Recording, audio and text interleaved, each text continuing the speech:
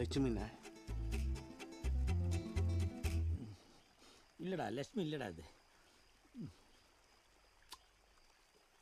இடுப்பு பாருங்கண்ணே, லட்சுமி தானே? இல்லை அது நம்ம லட்சுமி இல்லைடா அது, அது வேற யாரோ. நீ என்ன பண்ணுற, போய் குடி. அப்புறம் இப்போ எல்லாம் குடிச்சாருங்கள, அதுக்கெல்லாம் அவனுங்களே காசு தர சொல்லு.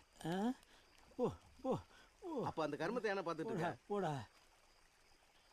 அம்மு இப்படி ஆத்து வழியாக தப்பிச்சு விடலாம்.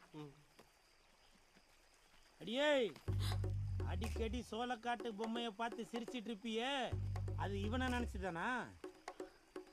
என்னடி காதலா? அது ஒன்றும் பிரச்சனை இல்லை.